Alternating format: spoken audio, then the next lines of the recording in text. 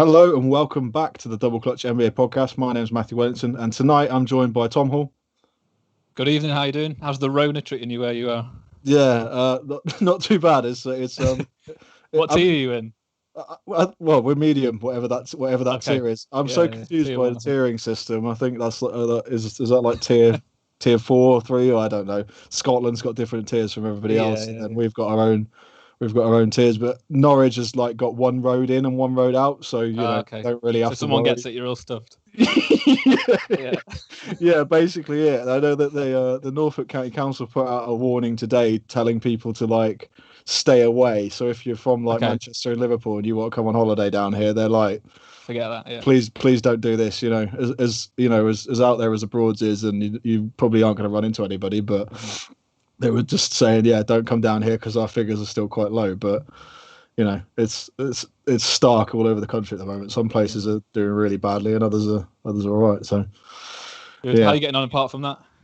Yeah, no, not too bad. I mean, I wanted to bring up the fact that they've found water on Mars today. I mean, I was just sitting here seeing that earlier on. You know, is it time that we sent Dennis Rodman into space to deal with any negotiations for aliens? I know he's quite good at negotiating with Koreans by the sounds of it. So. Send him out there. We've got to send him out there. Yeah, we've got Kirk in the background as always. You can't hear him because he always mutes his mic. One day he's going to sit there. One day he's just going to sit there and say like, "Hello, I'm here," but not tonight. Mike Miller sends his apologies. He would normally be on the show, but there's quite a bit going on in personal life at the moment. So yeah, he's not here. I'm here again, and obviously Tom's back for 2 weeks in a row. So yeah, on a roll. Mustn't have done too badly last week. Unless you got really desperate this week. But No. Don't tell me, I'll be happy. Last week was good, man. I enjoyed having 3 or 4 people on. Like we very rarely get to do that throughout most of the season, so it was nice to have a bunch of people's viewpoints on there, and to get the Nick silly nonsense creator himself on is always a bonus. So that solves everything. Thank you to everyone who's watching along on Twitch at the moment. If you're not, you can in future watch us on twitch.tv/DoubleClutchUK. And if you haven't already done so and you're an NBA fan in the UK, please come and join our Discord community, which is discord.me/DoubleClutch. I think we've got 125 people or so in there at the moment. So it's growing quite quickly in the space of about a month and a bit since Kirk set it up when the bubble was obviously on in the NBA. So it's just all been off-season talk basically, and that's what this show is going to be. It's going to be sort of restart speculation, free agency speculation, and a lot of this is going to be based on what Shams reported over at The Athletic, because he seems to be the guy who knows everything. He's the man. Yeah. At the moment, he is the man. So, I mean, restart speculation. The only known marker in the NBA at the moment is basically that we've got the draft, which is the 18th of November. Harry, who writes for our site, has done a fantastic sort of preview of that, which went up 2-3 weeks ago. Yeah, a while ago now. Yeah, so you can go and check that out on doubleclutch.uk. We might have some more stuff coming up in the next few weeks. Don't really know at the moment. We've got off-season content, which has already gone up, and we'll mention that again later. But the draft is definitely happening on the 18th of November. You've got virtual combines, which I don't know about you, Tom, but that sounds interesting. They were saying they're working that, whether they're just making everyone like do the same test, and then people can just tune into who they want to watch, or whether they do their own thing like for certain teams. I don't really know. Like, how does this work? Because does your agent get to edit your video? Like, if you send a recorded video, could you like edit out the bits where you like missed your jump shot? Mm-hmm. So it looks like you're absolutely pristine, perfect all the way through your sort of 30-minute maybe workout. But yeah, I mean, it's weird. They're doing Zoom interviews for like medical testing and player measurements and stuff. So 2020 COVID world as it is that's super strange. So as we were saying, Shams did report that the NBA is targeting a 72-game regular season, which will begin on the 22nd of December. Cue panic amongst everybody in the Double Clutch Slack chat the other day when that came out. Everyone was like, oh my God, that's not very long. Last week or whenever it was, I think they were originally saying the NBA was going to give us a good solid sort of 8-9 weeks warning. But as of yet, we still don't really know if this is confirmed. So this is like the podcast of conjecture. Like, we could say all this and it could all be wrong by tomorrow. So bear with us. Hopefully it isn't. But I mean, I think ideally they wanted to push the season back a bit, because I think they were waiting for a possible COVID vaccine and for the situation in the United States to sort of level out a bit, but it hasn't hasn't Yeah, really I think leveled the out. ultimate thing was needing fans to be back in the building, really, because that's where most of the revenue's coming from. Yeah, So if they could get a vaccine out around New Year's and then March would be a good time to get people in, I think now that's not looking likely at all. You could end up waiting until March and keep pushing it. And then before you know it, I think their absolute priority is just getting, not next season, but the season after that, running completely smoothly. So they need to be finished by the summer at the latest, really. So I think it was going to go March and then it moved back to like January 14th. And now they've moved, and so they're going to try and aim for 22nd of December to get it in before Christmas. I think they said something like they'll make $500 million more by starting before Christmas than they would leaving it till January, which is just crazy, but worth doing. It's all dictated by the television providers, isn't it? So you've got obviously local TV stations in the States that cover games like, Grizzlies games and random games like that. And then you've got national TV audiences, which is picking up ESPN and TNT. So, yeah, it's all based on the revenue situation. The revenue situation will dictate what the salary cap is for the teams, which obviously then dictates when the free agency period starts. It's all looking at the moment like free agency is going to be like a whirlwind week, because they just if they start on the 22nd of December, you usually have training camps sort of 3 weeks before that. So you're starting training at the start of December. The draft is towards the end of November. Yeah. It's just like, if you're a professional writer and you write for like The Athletic or CBS or something, you must just be sitting there thinking, shit, like we were going to have Christmas. And now we haven't got any Christmas with our families. Like Adam Silver's coming for us with like a pitchfork. And now we've got to do this because the extra 500 million will be, that's massive. Like losing revenue at the moment in the current situation is something that the NBA cannot afford to do. And I think they made quite a bit from having the bubble, didn't they? So, they've proved that they can get a project and a system together that works. Now it's a case of we'll stay in our own markets and teams will play in their own stadiums, but it's totally different from what like the MLS and the hockey and some of the others are doing, is because some of those stadiums, in the NFL, you can socially distance quite well. Yeah. They're massive stadiums, aren't they? So so you can have more people in, which is obviously working. Well, I say working. It's a bit up in the air if you watch the NFL at the moment. Like one day they'll play and the next day they're suspended and it's all over the place. But the situation in the States is all based on what's going on with the politics. And once the politics settles down, sorts itself out, then you'd like to think they'll get a grip on the virus, which I think is what the NBA were kind of hoping for.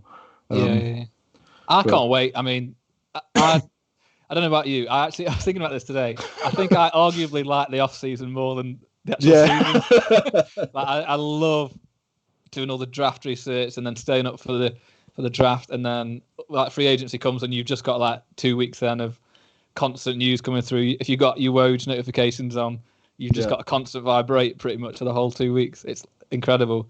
And then usually after that kind of July period, you do have a couple of months where the withdrawal symptoms start coming in and you're just waiting for that October start. I think this now is just going to give like the basketball off-season junkies something to just like ride for days. Yeah. Because you, like you say, you're literally not going to stop. You're going to go like from this break now, which has hardly been anything, into the draft in a couple of weeks' time, and then you've got, as you say, like free agency probably like 5 or 6 days later is what it's going to look like, and then you're going to go straight into the training camps and stuff from then. So I actually can't wait. I think that's because I'm not one of the people who's going to be writing about it for a job. No, exactly. Like it's more of a we write when we feel like writing over here at Double Clutch UK. So, but we've done a lot of writing the last few weeks. I think we're doing all right on the writing camp, considering it's the off season.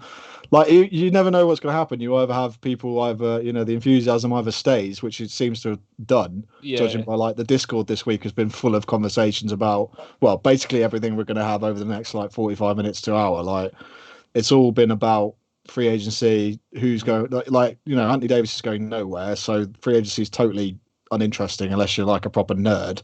In which case you can pick out some of the players who you think would be good, and there's a lot of players with player options this year that could be critical, like just off like top of my head, like Mike Conley for the Jazz. Like they could re-sign him and run it out again next year, but they could also potentially negotiate his salary again, drop that down a bit, and then that leaves them more space to re-sign Jordan Clarkson, and then they could still make a move after that. I mean, if they ended up with sort of 17 million in cap space, they could then go out and trade some, try and make a trade and get someone else in and sort of add the depth that they sorely missed when it came to the playoffs. I mean, as well as they played in those first 3 games against Denver, it showed that they didn't have anything coming off the bench after that. So yeah. In some ways, this is great planning by the NBA because it's probably quality-wise, it's one of the worst off seasons. Like there's no stars in the draft, there's no great free agents. So the fact that, I mean, can you imagine having to talk about this from July to next October? year. It'd just be horrific. I mean, the fact we've got it all condensed is probably pretty good. Yeah, and if the situation's like this next year or whatever, and touch wood, it isn't. But like you've got that massive free agency class with all the big players. Yeah. Whereas this year you've got, we said it just before we came on air, like Fred VanVleet. Like no disrespect, love Fred VanVleet to pieces, but like the NBA is not going to sit there and go, oh well, we can't move. We can't we need an extended free agency period because Fred's not made his mind up yet. But yeah, it's all over the place. If training begins on the 1st of December, you have a 3-week build-up. Do you have any preseason games? I mean, what do you think? Do you think they have preseason games or scrap that completely? I don't know. I think they'll have to have probably 1 or 2. Otherwise, those first 2 or 3 games, they'll hype up so much as like the season openers. I think they'll just be write-offs. I think the quality will be terrible. They'll be trying out lineups that you won't see for the rest of the season. So I think whether they televise them as like normal preseason things when they've had loads of training camps, I doubt it. They'll probably just have maybe in-house training camp things if they can do that, because I know that they're thinking about having all the teams play in market. So yeah, I saw that when you go to New York, you'll play all your New York games there, and then you play Brooklyn, and just so you're keeping the travel to a minimum. Whether they'll do that and factor that into preseason games, if they have any, I don't know. So maybe you'd have preseason against the players the teams that you'd play on your first game. I don't know if that's just thinking out loud, but surely they're going to take these things into consideration. So. Yeah, it's all a bit up in the air at the moment, and I mean, if free agency starts on 23rd November, I imagine they'll have a week where deals have to be done. I mean, I saw a report literally 5 minutes before we started, came on Skype, that players are already negotiated their deals, or agents have already got the deals ready. They've been doing it all by text and stuff during during the postseason and whatnot. So the NBA was trying to crack down on that, and they obviously haven't done a very very good job of it, but.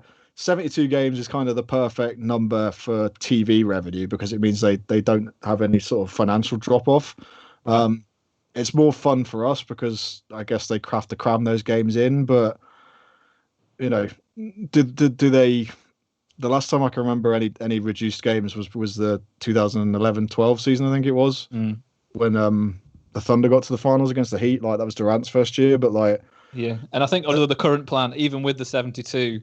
That's anticipating a lot of back-to-back-to-backs, which I don't think in the long run that's not going to do any good for the league, because you saw when it was just back-to-backs, you saw a lot of the teams rest their stars on one of the nights. So if you've got it 3 nights in a row, then I just think you're going to see teams pick one of those games that they're not bothered about and then just sit everybody. So while it's going to be good for getting the games in, I don't think quality-wise and for the viewership, it's not going to do it any favours. Yeah, and that season I mentioned had a lot of back-to-backs, and it was just like you had players getting injured all the time. It got to the postseason, and some of the teams just looked like they weren't all there. And that's like one of the things I was going to ask you is like, they've obviously had the bubble, and if you're like the Lakers and the Heat and you played right up until a couple of weeks ago, and then you start again in December, if there's no preseason games and you're straight into full-on, regular season matchups, are you going to be like gassed by the time you get to, game number 61 or whatever? Like I didn't think about that. I would imagine that we're going to see more of the load management stuff. Yeah, loads of role players going to be playing. Yeah, the ones that made it late into the playoffs anyway. Like with LeBron, what will be like 35, 36 next year? Yeah.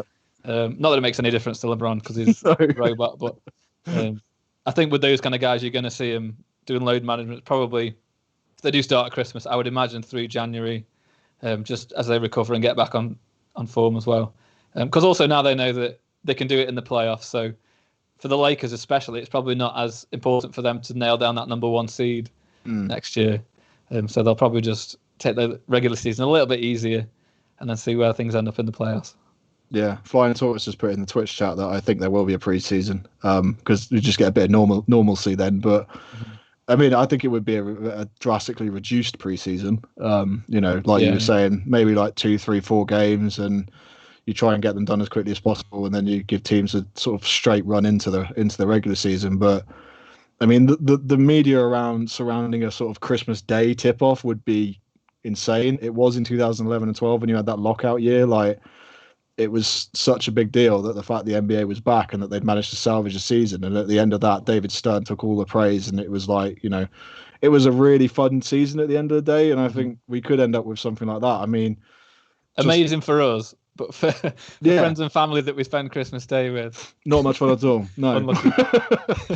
Especially now if we've got to stay in our own households and it's just me and my wife. Yeah, so I'm just gonna say, see you later. Like, I've got 6 hours of NBA to watch, but.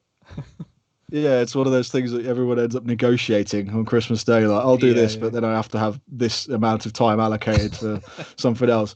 And like last year, the games went through until like 5 o'clock in the morning. I seem to remember, didn't they? So, and I think the last one, if I'm thinking, Lakers Clippers. I think. Yeah, the LA matchup. So, like, the biggest one that you need to watch. Yeah, going right the way through to Boxing Day.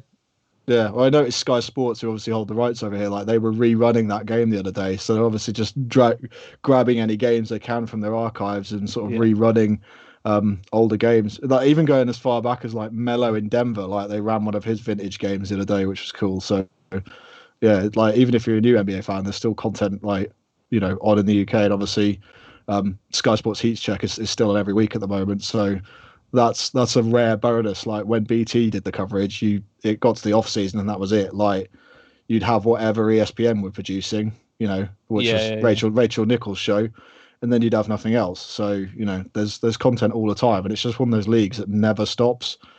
It just doesn't die off. You'll go to bed thinking everything's gone quiet, and then you'll wake up and your phone's full of like 100 notifications from Bleacher Report or something saying that somebody's pissed someone off and that's caused a whirlwind, Like, and YouTube as well. Like, I hate like the skip shows and the ones with Stephen A on and all those ones. I literally hate that kind of content.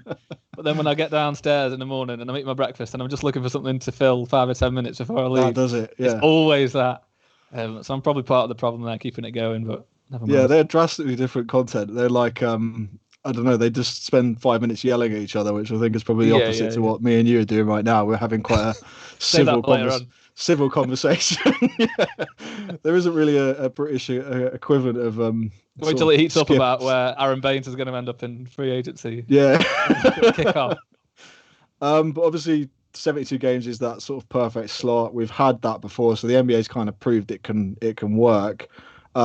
Prior to all the report that came out recently, the Shams report, Martin Luther King Day was scheduled as like the next big day, which makes sense. I think that's a Monday. Right. And we usually get some really UK friendly tip off times out of MLK Day. And that's another thing. Do the NBA want to sort of rework things so that there is more international friendly games? Because international viewing figures were through the roof. Like, the UK was more people. We said it last week when you were on, like, the UK community seemed like it was more livelier than ever during the bubble, and it was because you had games on at good times and Sky were doing a good job. And you'd like to think that the NBA have seen that and gone, hang on, we need to try and tap into some of these markets a bit more. I think like the UK is the number one like league pass purchaser in Europe or something, which always blows my mind. But you would think so. Yeah, but I guess it's because you can just get every game, whereas we had some problems, like as brilliant as Sky were, like some of the games you were sitting there thinking, well, why isn't this on? There's you've got, I don't know, golf or something on from some tournament that nobody cares about, and you're missing out on like the National Basketball Association. Like you need to sort this out. But we've had a short season and stuff before, so we'll have to see what happens.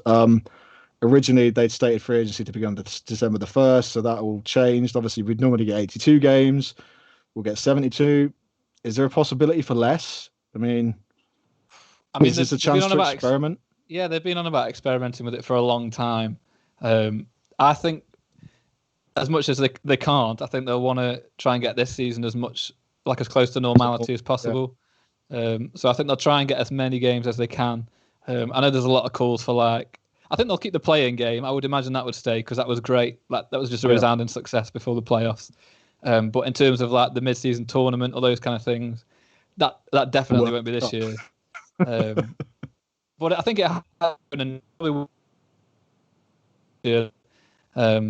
people are open as much as people speak out and say we're traditionalists and we need to have 82 games and it's all going to stay exactly the same. This has kind of forced us into being more open and seeing that the playing game was amazing. The viewership went up, the interest around what would usually be a team that's just going to get knocked out in the first round anyway. Like, it was just incredible to be a part of. So I think it's going to show that we need to be more open, and it can be a game that's going to change for the better of the league, really. Yeah, I think the last couple of we see a playing game between the Timberwolves and Denver. I can't remember who it was. Denver, a couple of years ago, and that was like everyone was raving about it, and then we got one again this year. So, yeah, I guess it's all like it's the logistics of all this. It's like reducing travel, playing less than 82 games, reducing the COVID exposure as well. Because if players are coming from their house to their state to their arena, and then they're in their arena with people, and then they leave their arena and go back to their families or whatever, like there's no way in hell they're going to get a bubble situation again. Like unless you get to the playoffs and the situation's got really bad in the States, like, and they have to sit there and think, hang on, we need to control this.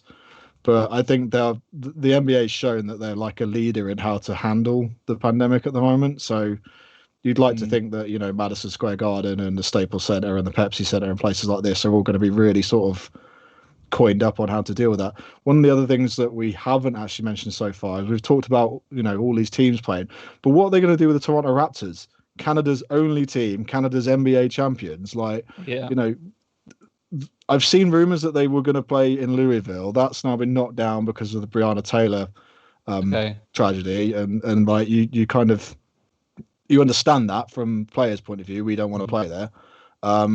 There's Kansas City was another place that's been floated because they're one of those sort of places where the NBA has thought, oh, maybe we could have a franchise there in the future. Right. And the most like logical one I've seen so far is playing somewhere in New York. Okay. Just because then you could have some sort of mini bubble between obviously all those teams in that sort of New Jersey, Brooklyn, like New York area. So that might make sense. I think Buffalo was the one that I read. Yeah. A bit more. I mean, that might be in Louisville, where my American geography is New Jersey, I think. So honestly, don't know where that is. Not too far, yeah. But yeah, that seems to make the most sense. I didn't even think about the bubble situation, but yeah, it would make sense for them to be near the teams that they're going to be playing the most. Yeah, well, they can just play. They can just sort of, sit in Madison Square Gardens for a couple of weeks and just play each other several times. But yeah, I mean, obviously a normal NBA season's 177 days. You've got that's dropped down to like, I don't know, 135 it might be if we end up with a 72-game season. If they have an all-star break, I don't know why you would. Like, the risks seem stupid. Like, where you take everybody out of their environment in control to bring them to one place to play an all-star game when, the whole point of this is to reduce infections and stuff. And you also end up with the break again, which I just don't think is going to help anybody. I think the Olympics are after all this as well. So, like, which were they postponed this year? I think they were, weren't they? Yeah. So that all got shifted back, and we had the World Cup last year. So, like, some of these guys are just, we went on and on for years about LeBron never having any time off, but at the moment it's going to be pretty much everyone in the league, who plays significant minutes. And with the Olympics, it'll be interesting to see what they do, because from what I've read, like, I don't think the league is that bothered about prioritising when they finish the league for overlapping with the Olympics. But I think that if they did start on the 22nd, they would anticipate that it would finish something like 2 weeks prior to the Olympics, which would then give players enough time to get there. Yeah. Because, for the players, it's a massive deal. It comes around every 4 years or 5 years this time. Yeah. So you only get 2 or 3 of them in your career if you're lucky and you're one of those top players.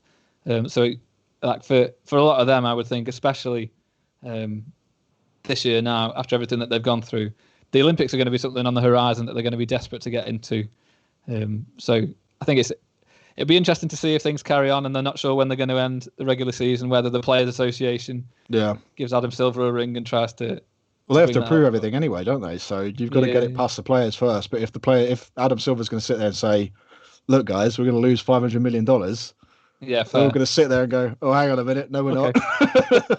Like, we want those contracts. And especially with some of these guys coming up to their massive deals like next year, like they would, I imagine, ideally, they want the cap situation for every team, every franchise to be as good as it possibly can be. Whereas at the moment, it's going to be quite significantly reduced. It's like we talked about the Lakers quickly the other week. Like, if you know what the salary cap situation is, and you can get on with re-signing Anthony Davis and add what you can, but at the moment you need to kind of negotiate a bit with AD, because if you can bring him down to a lower value, that might leave you the critical, couple of million or whatever to go out and sign somebody who's going to come in and have a significant impact on your team over sort of what is going to be a stretched out playing scenario where you're playing more games and you've had no rest whatsoever. Maybe they'll buy everybody those chambers that LeBron sleeps in, like those cryo chambers. Yeah. Like Universal, is it Universal Soldier? I can't remember. One of the 80s, 90s action films where they get in a tube.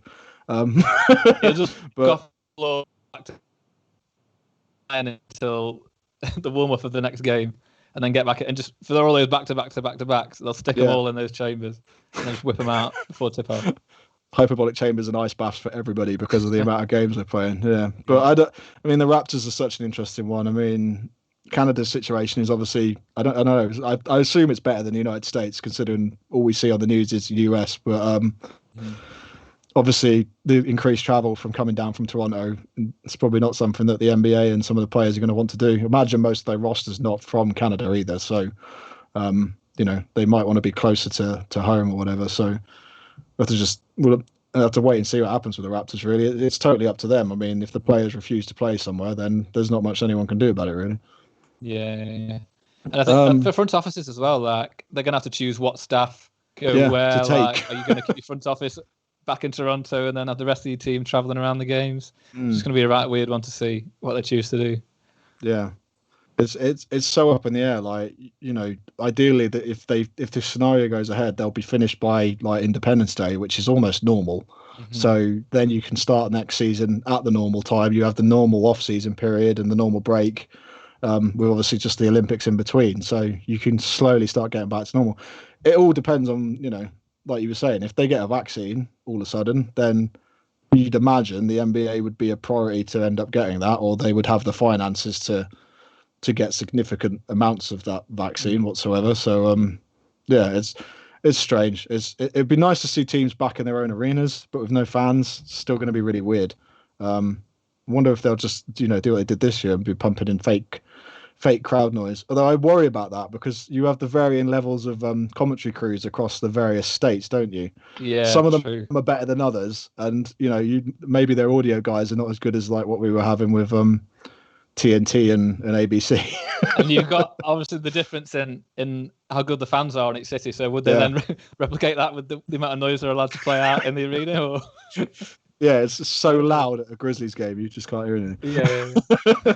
Right, well, moving on quickly from free agency to coaching news. There's been a couple of moves this past week. Ty Lue obviously did join the Clippers, but I think we mentioned that on the last show, so we won't be talking about that again. Most recently, Stan Van Gundy went to the New Orleans Pelicans to become their new head coach. Zion Williamson's new head coach, a guy to go in and sort of mentor what is a relatively young team. I think Brandon Ingram's got is he a restricted free agent? Restricted coming. Yeah. So they've got some questions to answer about Brandon Ingram. I'd imagine he resigns. I don't know why you'd let him go. Probably let someone else go. Yeah, I would imagine they're going to give him all the money. Like they've not really got anywhere else to throw it at the moment, especially this year. So it makes sense to at least keep him this season. And if it doesn't pan out, if he carries on playing on the trajectory that he was last year, he's going to be a tradable asset, even on a big contract. So that's the thing. A lot of people were making argument cases that he should have been most improved. So he was hyped up when he was with the Lakers, and obviously he got moved in that big AD deal, and now he's next to sort of Zion, who's just overtaken him in terms of hype. But Zion obviously didn't have the season that many of us hoped he would have. But when he did play, we all saw the flashes of what could happen. I mean, that game against the Spurs where he was just hitting threes, and he got taken out right at the end, and it was like, what are you doing? Like, just leave him in, let him run with it. But that's reportedly a 4-year deal, so obviously that's them sort of betting him for the long run. I like that move. I think that makes sense for them as an organization as a whole. They seem like they're on a good trajectory at the moment. For years, they were that team that we always used to laugh at for the fact that they didn't know where they were going, but now they seem to have the right people in the right position in the organization to sort of drive them forward. And obviously overseeing Zion, you get such a great period. I mean, is there any similarities between him and Dwight? I'm not too. I wouldn't want to put that on Zion, to be honest. I'm not that cruel. But I just think with Van Gundy, he's come at, like you say, at the right time. The only way is up for that team, and he's someone who I think the roster will determine how high the floor can go, but how high the ceiling can go. But Van Gundy will definitely raise their floor, especially he's renowned as this like defensive wizard, and that was an area last year where they couldn't go, where they couldn't play. So I think they've got a big decision to make at the center spot that'll kind of define whether they're actually going to go all out next year and trying to compete a little bit, or if they're just going to kind of continue on this rebuild trajectory that they're on. But he's a solid coach. He's not going to set the world on fire, but no, it's a good choice for him. Yeah, and when he was with Orlando, like that team that they had there was superb, and it had the right combination of sort of youth plus veteran talent that came in, and if it hadn't been for a couple of really good Boston and Cleveland teams, like they'd have done a lot better than they did. And even when they got to the finals, like they just ended up against a superior Lakers team. So it's interesting to see what the Pelicans do going forward. Indiana, they hired, I'm going to totally butcher this, I'm just thinking now, Nate Bjorken, who I think, well, by the looks of it, he was assistant for the Toronto Raptors since 2018. So he obviously works quite closely with Nick Nurse, who we know quite well, obviously, from his BBL connections and from the many interviews that he's done over the last 2 years with Hugh Hopkins, who writes for the site.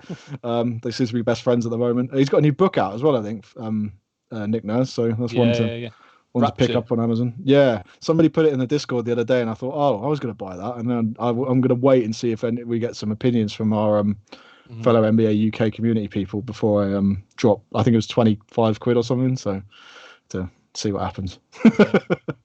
I think obviously this Bjorken guy he's riding the wave of the success of winning the title. Yeah, and then so obviously if you got Nick Nurse as your head coach, you're going to be your stock is pretty high. So he's gone at a good point. From what I've also read about him, he's someone who is grafted his way to the top to where he is now. He's not someone like Steve Nash, who's been a player but has no experience. Given a position, and it's it's something you see in football all the time now. You're looking at like Solskjaer going to United, he's managed a bit, but the people like Pirlo going to Juventus and all the non-football people like Mike are just switching off now. But people are just walking into jobs because of how good they were as players, whereas this guy in Indiana, he's obviously slogged it out in the D League, which it was then, and I think he won in 2011, and now he's found his way into a head coaching job in the main league. So credit to him. I hope it goes well.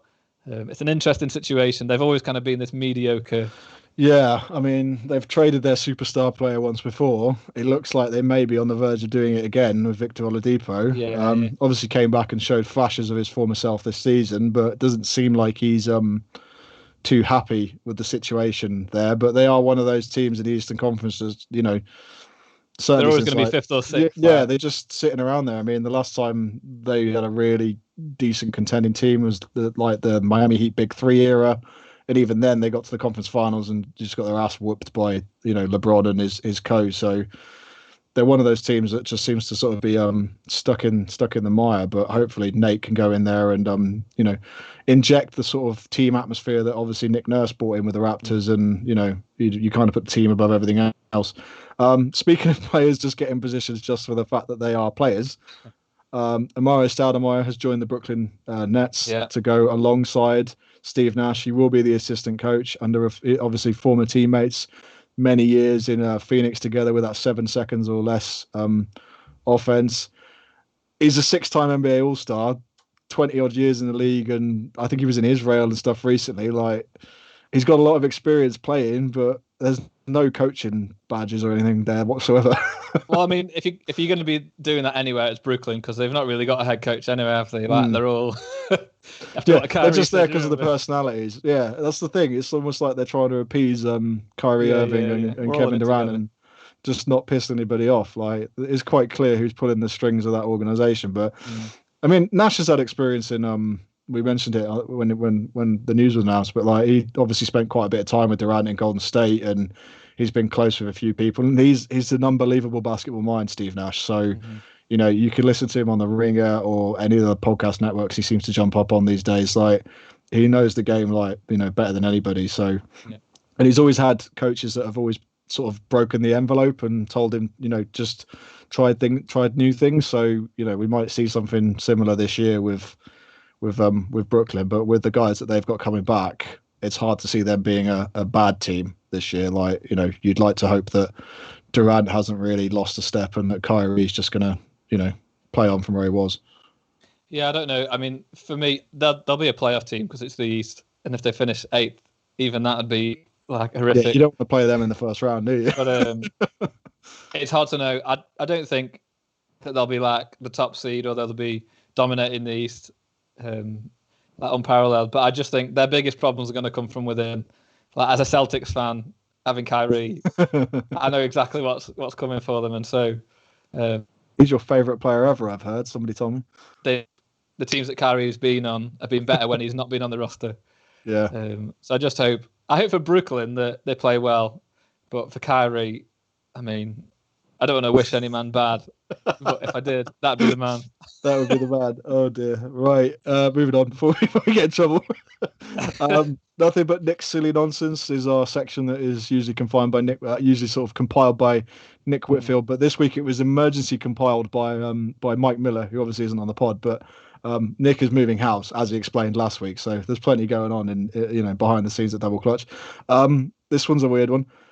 It says LeBron James often used the lion logo early in his career. What other players should have spirit animals? What and why? And he's given us a list of wants, which is typical Mike. Like, he's always wanting a bit too much. He's put a bush baby, a fainting goat, a koala, a snake, a hippo, an iguana, and I can't even say that. What's that? An axolotl? I don't even know what that is. What is that? No idea. And he's put some rather rude swear words at the back end of that one, so we'll read it out. But I had a little think about this. It's unrelated to any of the requests he's made, but I think James Harden, would be a good pigeon. He always overreacts at like every situation and sort of fails, runs away. So people walk up to a pigeon, he just flies off. Like, that, I can imagine that being sort of James Harden. Dirk Nowitzki's definitely a flamingo. Like, yeah, like that with the leg, all pomp and the leg and everything. Yeah, like it just matches. Like, Dirk is nothing but flair. I've only just seen this, so I haven't got any track. Off the top of my head, let's go with. I'm going to go with my favourite, Marcus Smart, favourite player. I'm going to give him a wasp because he's always in your grill. You do not want to be around him if you're under the team. So I'll say a wasp for Smart. Is there any hyenas in the NBA? Like, really annoying players? Who's the hyena? I mean, Ron Artest's retired, so we can't pick him. Yeah, Lance Stevenson's not even in the league anymore either. What about Patrick Beverley as a hyena? That's not bad, That's a bit slag, like trying to get in your head. Isaiah Thomas is the hamster of the league, I think. He's like, he's obviously short in stature, but he's quite surprising and will do amazing athletic feats when you let it, just like a hamster. And then we'll give Taco the giraffe. Like the that's the staple. Lock it in. Yeah. It's a weird one. I mean, Draymond Green has actually been compared to a donkey several times before just because of his attitude and his teeth. I'm pointing at my teeth for anyone who's not watching the video, but it's a bit of a shame. I mean, Jeremy Lin, when he was around, like, could you think of like, was he like a peacock, ruffling his feathers? Yeah, true. Are there any what animals have got like a mohawk? Yeah, I'm not sure. I see Tim Duncan being a sloth, like just lazing about, and then. But that would explain the the random outbursts of 30 points that he used to drop on people and 20 rebounds, like. Yeah, just effortlessly though. Effortlessly, yeah. So that was my ideas, but yeah, bush baby, fainting goat, koala. I'm not too sure. I mean, koala. I'm going to Google this axolotl, and I'm going to give him an answer right now. Let me find axolotl. Or is Kyle fox? Or is the Aaron Fox a fox? An axolotl is a Mexican walking fish. What? So, right, who can we give that to? Flipping it. Who is Mexican walking fish? JaVale McGee. I don't know.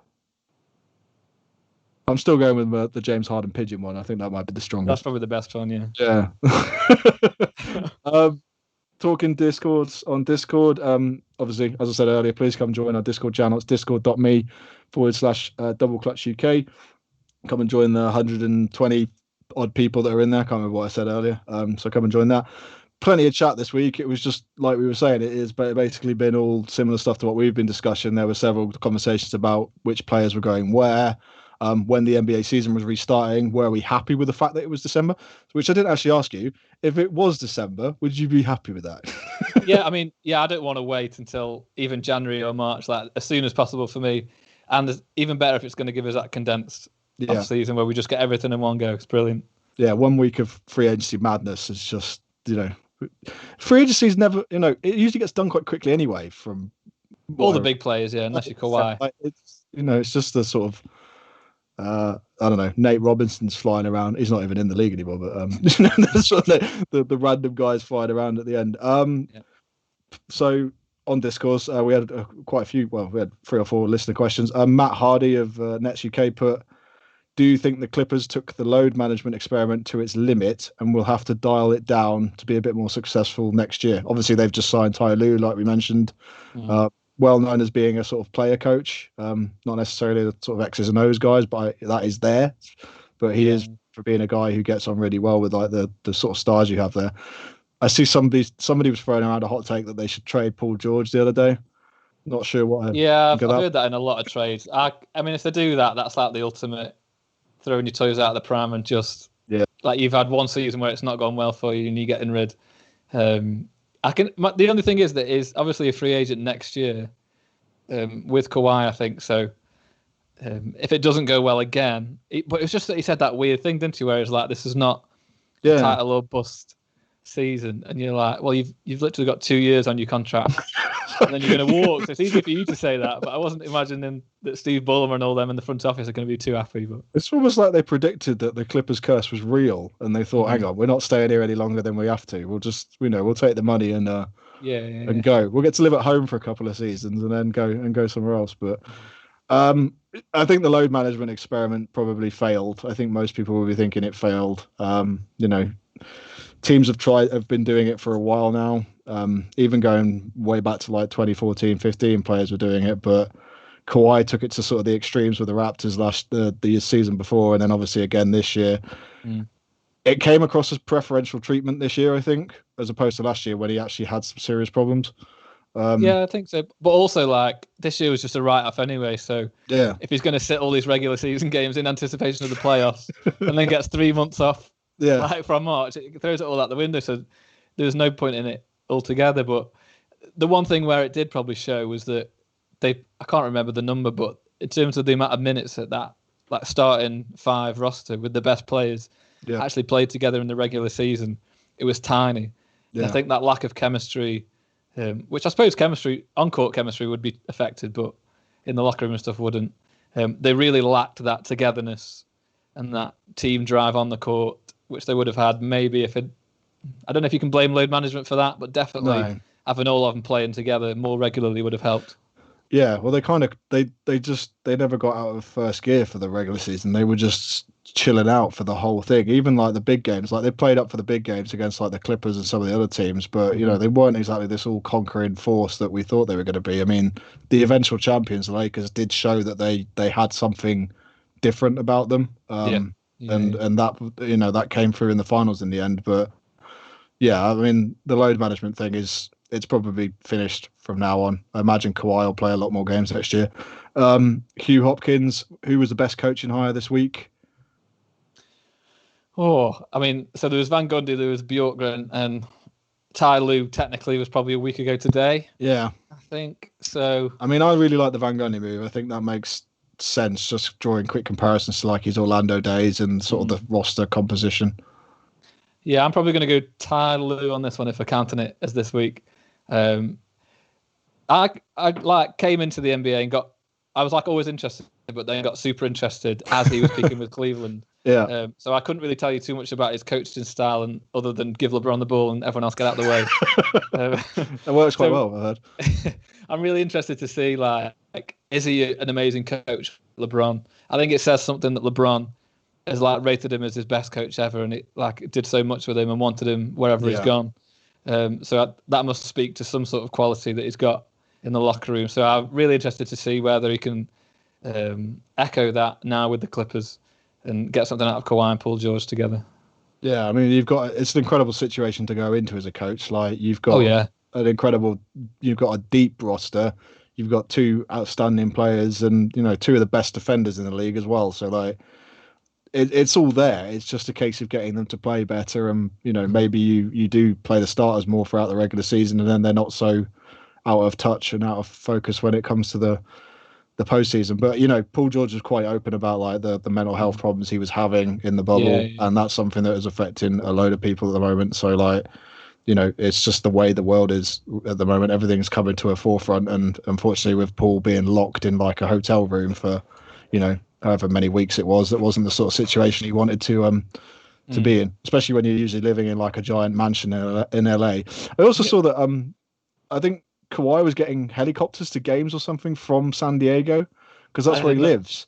So it's like he's getting helicopters to games, and I know Kobe used to get choppers and stuff to games, but like for Kawhi to be living in San Diego and to getting helicopters up to the Staples Center and stuff, it's just like, dude, come on. For a guy who's like completely introverted and like not flashy as well, that's like the ultimate shades on, waving at everyone as you're coming down. Like, not Kawhi-esque at all. You don't expect it at all. A question here from Luns. I've probably pronounced that totally wrong. After Anthony Davis, who's definitely going back to Lakers, who is your big name free agent this year? For me, it's Brandon Ingram. Kid is so good and is only going to improve. I really want to say, I wanted to say it then, not dead nonchalant, Aaron Baines. But I couldn't bring myself to do it. I mentioned him last week. I think he'd be a great fit on the Lakers. And genuinely, Aaron Baines has gone from being this like thug laughingstock 2 years ago to being someone that could like definitely start on a title team. Yeah. But for this question, it completely depends if you're going to include restricted free agents, because then you've got people like Hayward and Conley and DeRozan and all those. But I think I'm going to say Van Vliet, who's unrestricted. What they do with him in Toronto is going to kind of define where they're going to go for the next few seasons, as well as I think they've got Ibaka and Gasol. I wouldn't imagine they're going to keep both of those. So what they do with those will kind of shape their franchise, and whether they're going to slowly wind it back and rebuild a little bit, retool maybe, or if they're just going to carry on trying to maintain this level of competing. There's quite a considerable list of restricted free agents as well, and there's some really good players on there. Yeah, I mean, maybe not Bobby Portis of the Knicks. I don't think he's getting re-upped, but not for 17 flipping million. No, but if someone like Mike Conley becomes available, then you might have to take advantage of that situation. But Montrezl Harrell's unrestricted, Fred VanVleet, Goran Dragic, Davis Bertans, Danilo Gallinari's a name that is everywhere at the moment. He would be a great fit on if you could slot him into a team that was always contending. Maybe just to see what kind of thing he goes for, because he's a guy that would help, like you say, a lot of teams. But he's always been quite injury prone, and his age isn't like his biggest plus at the moment. So whether he takes like a big 1 year deal or kind of plays out for somewhere on less money but for more years, I don't know. I think I'd be tempted if I was someone and I had a bit of cap room this year and I was contending, which to be fair isn't many teams this year. No. But yeah, chuck him a bit of money, see if you can get him for 1 year, maybe two, on an option. Yeah. But yeah, he's made it quite. It's weird because he put out like a photoshopped image of himself with like no jersey on, and with all of his former like cutouts of him with his previous team's jerseys on in the background. It was like, he hadn't publicly said anything until then, and people didn't know if he was definitely going. But that's obviously 100%. He's going somewhere. Mm-hmm. But he'd be, he's a really talented guy who could fit in a lot of teams, and I'm sure NBA organizations are looking around thinking, how can we get someone like that? But with the cap situation stuff as it is at the moment, a lot of teams aren't willing to take any risks at the moment. So we'll have to see what happens there. But Brandon Ingram, like we said, it no brainer just to re-up him. I wouldn't be surprised if a lot of teams showed interest in Montrezl Harrell. I think he's proven over the last few years that he's quite a good good impact player to have coming off the bench. And then the last question was from Mike Miller. With the success of the bubble in terms of the increased international viewership, combined with COVID-related revenue drops and failing US viewership, is now the time for the NBA to really push internationally friendly time games? It's almost like he was listening to this. Are there innovative ideas? Can't speak today. Are there innovative ideas you think could help? and he's put in brackets, they're already looking at rebranding NBA Saturdays and NBA Sundays, which I didn't know. So I don't know when Mike's got that from. NBA insider Mike Miller. I don't know why they've not done it yet. I've been desperate for like a match of the day style program for the NBA because you wake up the following morning and you just want to get all the big stuff that's happened. And honestly, those videos that you get on the app that are like the 2-minute game recaps are just the worst thing in the world. Because a lot of the games are like, we're jumping straight into the fourth quarter. You miss like everything that's happened and you hit about 2 baskets. So I would love a show that's got like all the condensed games. Yeah, with a bit of like 5 minutes analysis either side, like a 5 or 10 minute, and like you say, kind of condensed game there for you to look at. I'm down with that. Good idea. I would love that, but there doesn't seem to be anything on the horizon for that. So no, imagine you'd have to have someone sit there and pick out. You would, because the condensed games on League Pass are still like 9-12 minutes long sometimes. You probably have to condense that down even further. Like judging from when I last watched Match of the Day, which was probably like 2 years ago. Like, you've got 5 minutes maybe to show all your match highlights. So. It's definitely something that, Sky or somebody might end up looking into, but with however many games there are on each night, it's just complete chaos. You'd have that thing. You'd have it every night as well. That's the thing, yeah. And I know, like, even from the practical side, with like Match of the Day, they do the commentary like over the highlights as well. Yeah. Whereas with condensed games, you just get like the cut and all the different commentaries kind of going over each other because they don't do it especially for that. So. No. That'd be another practicality that they have to account for, but definitely something that would be watched. I mean, the NBA employs loads of people, so why not just employ 2 or 3 more to do that? I don't know. Yeah, it can't be that difficult to sort of pick out the key moments of a game, even if you pick up 1 or 2 moments from the first 2 quarters, and then, it was weird. I'm on a group on Facebook called Off the Backboard UK, and somebody in there a couple of weeks ago was saying, look, you can purchase the fourth quarter of a game, and they're like, why would you want to do that? And, with the attention span of some younger generations these days, like that makes sense because they can just tune in and watch the quarter where technically action happens. So that's kind of why it's there. So you almost need something like that, but that's just got like a quick highlights of the, the first 1 to 3 quarters, I guess. But that's it. And I mean, I feel bad sometimes because like I fall into that bracket of if I'm in the morning and I'm getting ready, I'll put on the condensed game up until like the end of the third. Yeah. I'll just watch until the end of the third and then sit and watch the fourth. And you almost feel bad for doing that. Yeah.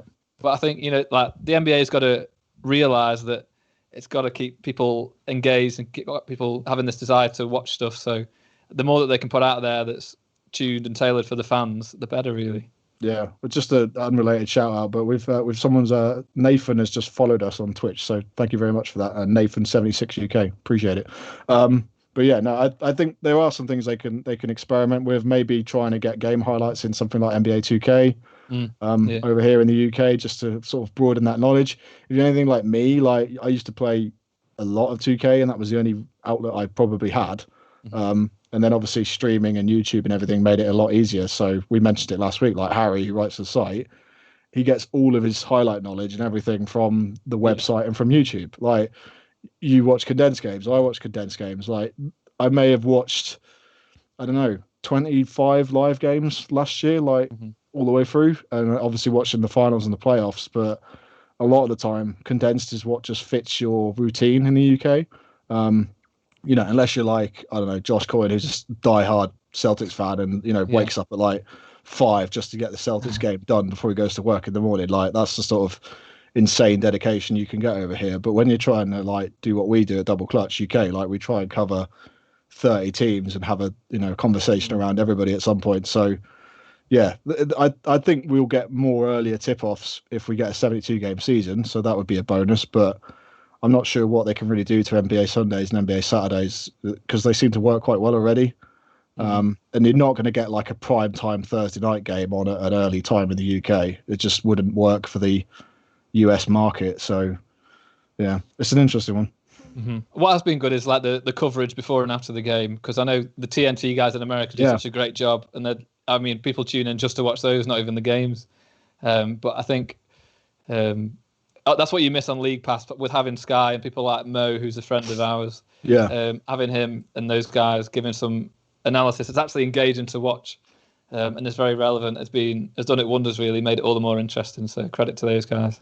Yeah, and it's striking that balance. Like I've found that Mo has got a really good balance between being able to educate casual NBA fans, but also Yeah. provide a little bit of, X's and O's detail for sort of the more engaged NBA fan. If you've been an NBA fan for like 30 years, Hmm. you want to know what's actually going on the court as opposed to like sort of the just sort of I don't know, what do you call it, top line level sort of detail. Yeah.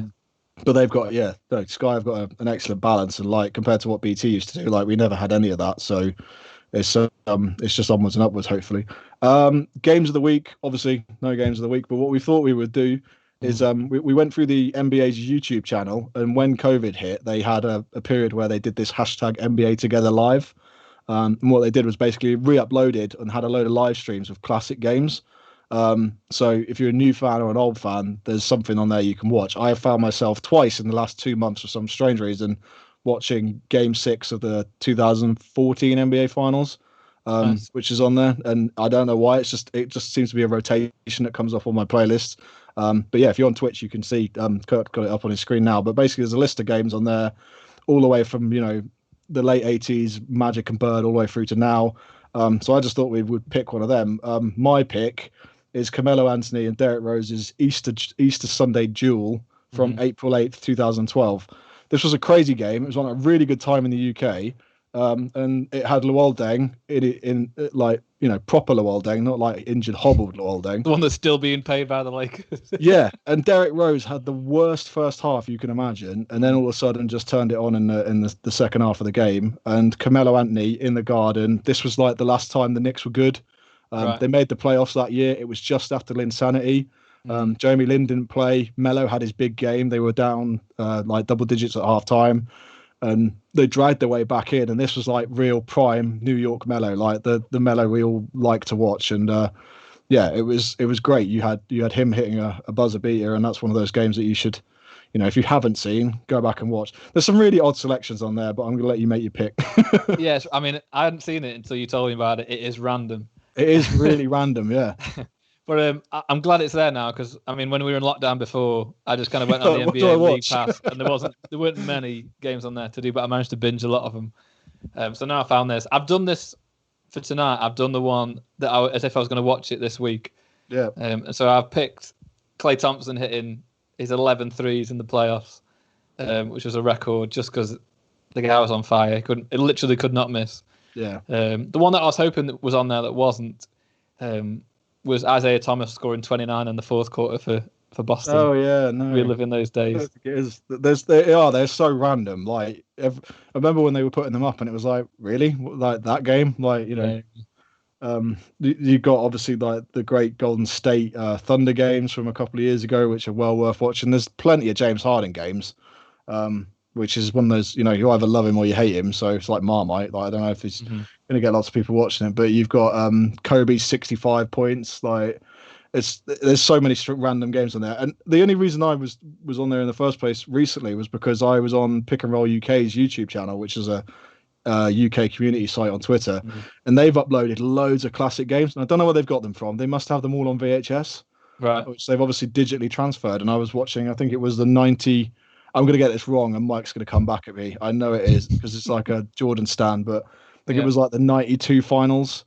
And I was watching that, and I was sitting there thinking, I can't really remember what's happened in the 92 finals because I was 1 year old. And I'm watching it thinking, there's no way Chicago come back from this. And they came back and won it, and that was it. That was the title. And I was like, oh, okay. But watching my 90s basketball compared to now, I'm like, Jesus, like it's so different. There's so many fouls in that 2-hour YouTube clip. It was unbelievable.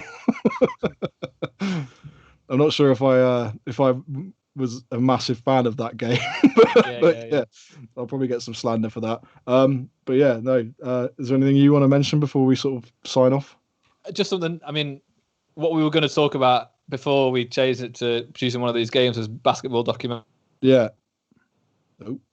That we'd like to have watched, and that it kind of signaled to me that I've hardly watched any basketball documentary. I need to go and do that. But also, I'm desperate for one of these, All or Nothing, the Amazon documentaries that they do, where they go behind the scenes at like Man City or Leeds, or the NFL have loads of them. Why have we not got any NBA versions of these? We need to get some of those because that would only, again, boost the viewership. We've seen now what The Last Dance has done. So like, if Amazon can get on that, I don't know if there's any news of them doing it already. I don't think so. But just following one of these NBA teams around for a year would be incredible to see. It is really odd. They must have the footage as well, because if you go back to like the 2012 NBA Finals, there's a whole hour-long documentary from the Lakers on that title. Yeah. And every team that wins a title has like an hour and a half, an hour-long documentary that comes out that you can buy on Blu-ray or whatever, iTunes. So they obviously have footage, but like the bespoke documentaries, like The Last Dance, like the thing we're going to get for Kobe, like the thing that LeBron's apparently going to have one day, There's Space Jam 2. I couldn't say that. Space Jam 2, you're on about. Space Jam 2. Oh yeah, I forgot about that. What's the plot for that? I saw something crazy about like. Yes, it came out. It's something to do with like he loses his son in Warner Brothers and has to go through loads of different films to find him, and then has to play this game. I assume that's Warner Brothers films he has to go through. Yeah, I think so. Not just random. No, random films. Just pops up like Star Wars or something. Yeah, it'll be interesting. Space Jam's one of my all-time favorite films, so I'm looking forward to that. Yeah, no, I'm sure there's dozens of NBA documentaries that we've missed. There's quite a few on not YouTube, on Amazon. Sorry, there's a couple on there that I seem to remember. They're probably on my list, but I haven't watched them. But yeah, plenty of time to watch those at the moment. Thank you everyone for dropping by tonight on Twitch. We've seen a few of you on there tonight, so that's great. We're growing the Twitch at the moment, which is what we want. We have been an audio podcast for 8 years. So the fact that we're now on video is making a massive difference. It's making us tidy our bedrooms as well. Our rooms have never looked so clean. So thanks to everyone for that. The website, as always, is doubleclutch.uk. We've had a few articles go up there this week. We've been doing sort of a question and answer like off-season thing where we've basically gone around and got everybody. Well, people who write for Double Clutch have just given their response to a question, basically. So the first one was, can the Lakers go back-to-back next season? So that's on the site. And we had question 2, which was, who's the biggest star that will change teams this offseason? The next one is Rudy Gobert. Will Rudy Gobert sign a Supermax? And then we've got a couple more after that, like, who's more likely to make the NBA Finals, the Brooklyn Nets or the Golden State Warriors? So we've got a bunch of content basically that's going to be going up on the site over the next couple of weeks. So keep your eye out for that. Charlie wrote about Daryl Murray and his unconventional success with the Houston Rockets, about basically how he changed the league almost, but obviously didn't have as much success personally with the Rockets as he would have liked. But certainly had a massive impact on the league, and we've mentioned it thousands of times on here. Like, if you read Kurt Goldsberry's Small Ball book, there's a whole chapter about Ryan Anderson, and you'd never ever think that anyone would write a whole chapter about Ryan Anderson, but that's what Daryl Murray did. So plenty to watch on there. Obviously Twitch, we just mentioned, we had Nathan UK follow us, so thank you again for that one, Nathan. Discord, I don't think we had anyone new this week, but yeah, no, I think that's been it. Thank you very much, Tom. Yeah, thanks for that. It was good fun. Catch you next week. Yeah, speak to you soon. Live long and prosper. Thank you, Kirk.